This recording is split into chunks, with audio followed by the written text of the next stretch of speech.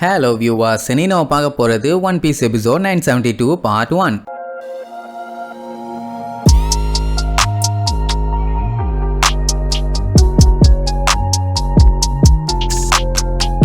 Open பண்ணா போன பாட்டுல ஓடன் சும்மா மின்னல் வேகத்துல போய் கண்ணுல படுறவனுங்க எல்லாத்தையுமே வெட்டி வீசிக்கிட்டு போய்கிட்டே இருந்தாருல. அவரும் சரி அவரோட ரீட்டைனர்ஸும் சரி போட்டு பொலந்து கட்டுறத பார்த்த உடனே கைடோவோட ஆளுகளுக்கே பீதி ஆயிருச்சு. என்னடா சாம்ராய்ஸ் எல்லாம் இந்த போர்டு போடுறானுலேன்னு நிறைய பேர் இருக்காங்கன்னு நம்பிக்கையில சண்டை போட்டுட்டு இருக்காங்கன்னு வச்சுக்கோங்க. எப்படியே ஓடன் தாறுமாறா எல்லாத்தையும் போட்டு வெட்டிட்டு இருக்கும் போது தூரத்துல இருந்து ஒரு ஸ்னைப்பர் வந்து அவரை எய்ம் வச்சு சுட போவான். ஏன்னா அவர் அங்க சண்டை போட்டுட்டு இருக்கும் போது தூரத்துல இருந்து யாரு சுட்டாலும் அதை நோட் பண்ண முடியாதுல்ல. சோ அப்படியே ஒருத்தன் எய்ம் பண்ணி சுட போவான். பாத்தீங்கன்னா அவன் நெஞ்சிலேயே கத்தி இறங்கும். அண்ட் இந்த மாதிரி ஏகப்பட்ட பேர் மரத்துல உட்காந்துக்கிட்டு கண்ணை வச்சு சுட ட்ரை பண்ணுவானுங்க. ஆனா அவனுக்கு எல்லாருமே ஆட்டோமேட்டிக்கா பொத்து பொத்து பொத்து பொத்துன்னு விழுவானுங்க. யாரான்னு பாத்தீங்கன்னா ஒரு குனோய்ச்சி. யாருமா நீன்னு கேட்டா இவங்க அப்பா சுக்கியாக்கிக்கு ஒரு நிஞ்சா குரூப் வந்து செக்யூரிட்டி கார்டா இருப்பாங்க. அதான் நிஞ்சா லீஜியன். அதுல ஷினோபுன்னு சொல்லிட்டு ஒரு சின்ன பொண்ணு இருந்தா. இப்ப பிரசன்ட் டேல பாத்தீங்கன்னா நல்ல குண்டு குண்டு ஆயிட்டா. அந்த டைம் தமா கூண்டு இருந்தவ இப்ப பாத்தீங்கன்னா இவ்வளவு பெரிய குனோய்ச்சியா வாழ்ந்திருக்கான். சரி இவ மட்டும் இங்க வந்திருக்காளே மத்தவங்களுக்கு எல்லாம் என்னாச்சுன்னு கேட்டா கொசுக்கிக்கு இருந்த மொத்த நிஞ்சா லீஜியனுமே இப்ப ஒரோச்சிக்கு ஜால்ரா தட்ட முடிவு பண்ணிட்டாங்க.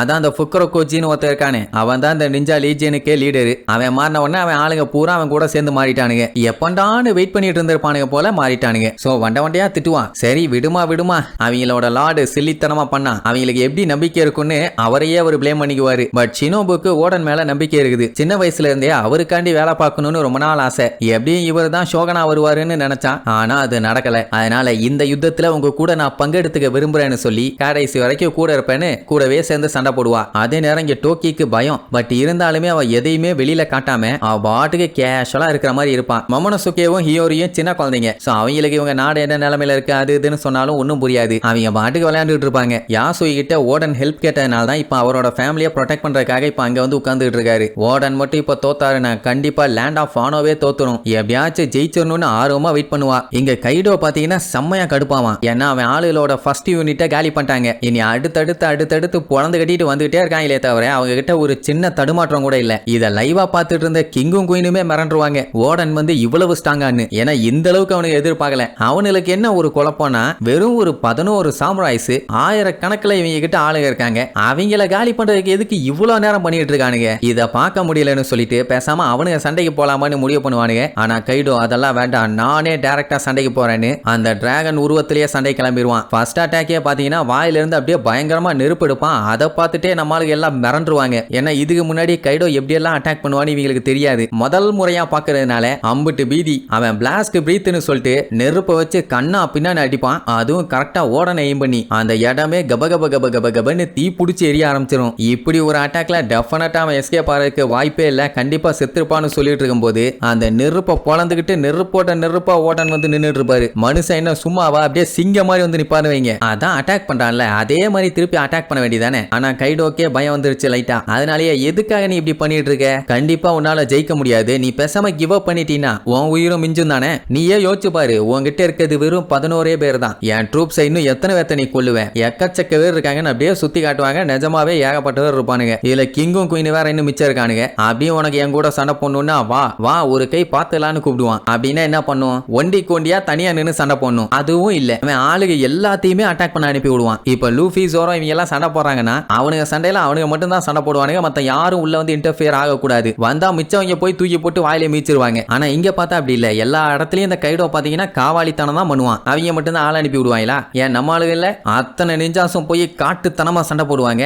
அவங்கள தடுக்கிறதுக்காக குயினும் கிங்கும் குறுக்க வந்துருவாங்க. சோ ஓடண்டா அவங்க எல்லாத்தையுமே போட்டு தள்ளிட்டு டைரக்டா கைடோ கிட்ட சண்டைக்கு போகணும். மனுஷன் போற போக்குல ஒரு ஜம்ப் மட்டும் தான் போட்டு போவாரு. கீழே இருந்த அத்தனை பேருமே அப்படியே மட்டையாயிருவானுங்க. பெருசா அதுக்கு டைம் எல்லாம் எடுக்கல. அவ்வளவு வேகம் அப்படி பாஞ்சி கைடோவோட சணல் கயிறு மாதிரி இருக்க பாடி அப்படியே சுத்திட்டே இருக்கும். அதுல ஒரு 4 இடத்துல வெட்டு போட்டா கூட வழியில கத்திட்டு கிடப்பான். அந்த டைம்ல அங்க போது போட்டு பொழந்து கட்டிடலாம். ஆனா அவரு டைரக்டா தலைகிட்ட தான் போவாரு. உன் தலைய வெட்டாம விட மாட்டேன்னு இவர் ஒரு சைடு அட்டாக் பண்ண அவன் ஒரு சைடு அட்டாக் பண்ண. சோ கைடோக்கு ஈக்குவலான டஃப். என்ன அவன் நார்மல் மனுஷனா இருந்தான்னா நிலைமையே வேற. டிராகனா இருக்கிறதுனால சைஸும் பெருசா. அதனால ஓடனால ஒழுங்காவே அட்டாக் பண்ண முடியல. அந்த டைம் அவன் முடிய யூஸ் பண்ணி ஓடனை புடிச்சு தூக்கி ஒரே அடி. மனுஷன் பாத்தீங்கன்னா 3 மலையை உடச்சுக்கிட்டு போய் அந்த பக்கம் விழுவாரு. எல்லாம் கதறுவாங்க. ஐயோ ஓடன் என்னாச்சுன்னு அவரு கிவ் அப் பண்ற மாதிரி இல்ல. சரியான அடிதான், பயங்கரமா மூச்சு வாங்குது, டயர்டா இருக்குது. ஆனா மனுஷனுக்கு கண்ணுல அவனை கொன்னே தீரணும்னு அப்படி ஒரு வெறி. அப்போ கைடோக்கு உடனே புடிச்சு போச்சு. இவன மாதிரி ஒரு ஆள் தான் நமக்கு தேவைன்னு சொல்லி, உன்ன மாதிரி ஒரு ஆளுக்காக தான் நான் வெயிட் பண்ணிட்டு இருந்தேன், பேசாம என் கூட சேர்ந்துருமா. ஆக்சுவலா ஒரோச்சி பிளான் பண்ண மாதிரி